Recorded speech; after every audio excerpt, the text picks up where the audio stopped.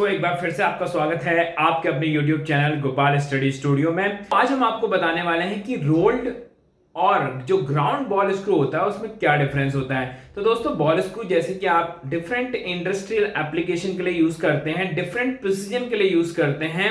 उसके हिसाब से आप बॉल स्क्रू का सिलेक्शन करते हैं। तो बॉल स्क्रू आपने सुना होगा कि ball screw different preloading, different accuracy के होते हैं और साथ ही इनको बनाने का प्रोसेस भी डिफरेंट होता है। तो दोस्तों, यहाँ पे मैं आज आपको बताने वाला हूं कि जो रोल्ड और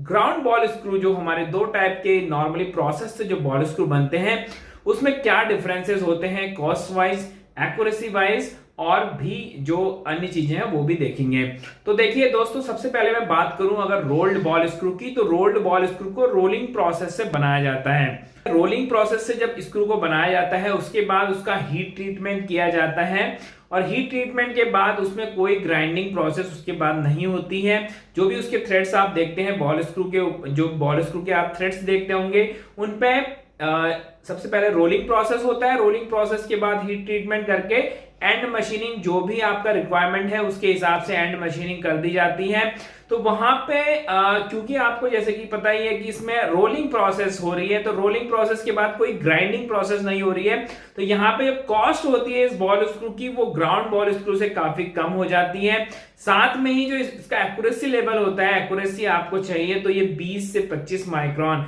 देखा जाए तो 100 mm में 20 से 25 माइक्रोन का आपको वेरिएशन भी दे सकता है। तो यहाँ पे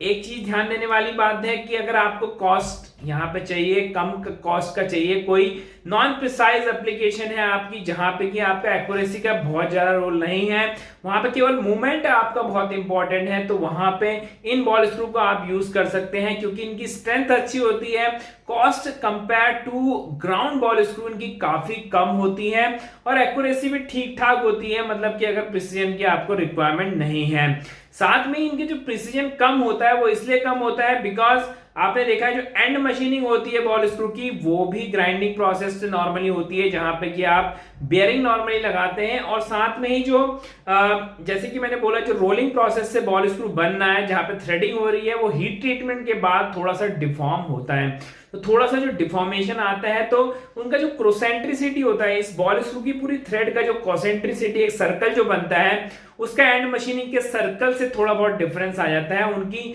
थोड़ा बहुत मिसमैचिंग होता है, वो बहुत ज्यादा नहीं होता, उनकी वजह से यहाँ पे इन बॉल स्क्रू में थोड़ा सा इनएक्यूरेसी आ जाती है। मैं दोस्तों, क्योंकि ये प्रिसीजन इसमें बहुत ज्यादा नहीं होता है, क्योंकि इनका जो स्क्रू होता है वो ग्राइंडेड नहीं होता है, तो वहां पे जो बॉल्स चलती हैं, अगर बहुत हाई स्पीड में आप इनको ज्यादा यूज नहीं कर सकते बिकॉज वहां पे नॉइज का आपको प्रॉब्लम मिल सकता है। बिकॉज आप जैसे कि आपको पता ही, जितना सरफेस आपका स्मूथ होगा, बॉल ट्रैकिंग जिसमें हो रही है वो जितना ज्यादा स्मूथ होगा, उतना ही आपको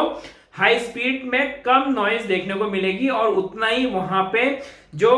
एक तरीके से प्ले होगा वो बहुत ही कम होगा। तो जो नॉइज होगा इन बॉल स्क्रू में, क्योंकि इतना एक्यूरेसी नहीं होती है, तो इन बॉल स्क्रू में हाई स्पीड में आपको नॉइज देखने को मिल सकती है। साथ में ही दोस्तों, अगर बात करूं मैं ग्राउंड बॉल स्क्रू की, तो ग्राउंड जैसे कि नाम आप सुनने होंगे कि ग्राउंड मतलब कि ग्राइंडिंग प्रोसेस से पूरा बना हुआ है, तो इसमें प्रोसेस तो वही होता है। साथ में ही उसके बाद रोलिंग प्रोसेस के बाद यहाँ पे जब हीट ट्रीटमेंट किया जाता है, उसके बाद इसमें पूरे थ्रेड्स के ऊपर ग्राइंडिंग की जाती है, पूरे थ्रेड्स के ऊपर ग्राइंडिंग की जाती है और ग्राइंडिंग करने पे ये इंश्योर किया जाता है कि जो एंड मशीनिंग का जो सर्कल बने वो इन जो थ्रेड्स के सर्कल से बिल्कुल कोसेंट्रिक रहे। तो यहाँ पे अगर एक्यूरेसी की बात करो जाए compare to rolled ball screw की, तो वहां पे जैसे कि 100 mm में आपको 10 से 20 माइक्रोन, मतलब लगभग 20 माइक्रोन तक की इनएक्यूरेसी आपको देखने को मिल सकती थी या वेरिएशन देखने को मिल सकता था। यहाँ पे आपको 3 से 2, मतलब कि 0 से 3 माइक्रोन तक का आपको एक तरीके से डेविएशन देखने को मिलेगा या वेरिएशन देखने को मिलेगा। तो दोस्तों, इनका जो, क्योंकि यहाँ पे जो ग्राउंड बॉल स्क्रू है उनमें आपको प्रोसेस इसमें ज्यादा करनी पड़ रही है, आपको ग्राइंडिंग प्रोसेस काफी ज्यादा लग रही है बिकॉज ऑफ प्रिसीजन, क्योंकि बॉल स्क्रू का प्रिसीजन ज्यादा है, तो वहां पे मशीनिंग प्रोसेस का कॉस्ट ज्यादा होने की वजह से इन बॉल स्क्रू की कॉस्ट अप्रोक्सीमेटली डबल होती है रोल्ड बॉल स्क्रू के कंपैरिजन में। तो जैसे कि आपने देखा होगा कुछ मशीन्स बहुत ही आपको प्रिसाइज चाहिए, वहां पे 2 माइक्रोन, 4 माइक्रोन, 10 माइक्रोन में आपको जो पार्ट्स प्रोड्यूस करने होते हैं वो चाहिए। वहां पे लीनियर मूवमेंट में जो आपको एक्यूरेसी चाहिए वो आपको अच्छी चाहिए, बिकॉज 5 से 10 माइक्रोन तक की एक्यूरेसी चाहिए। यहाँ पे speed of the ball screw ज्यादा है, तो अगर सपोज आपकी मशीन में speed of the ball screw ज्यादा है, साथ में ही आपको नॉइस वहां पे बहुत ही कम चाहिए होगी, तो आप इन ग्राउंड बॉल स्क्रू का यूज कर सकते हैं।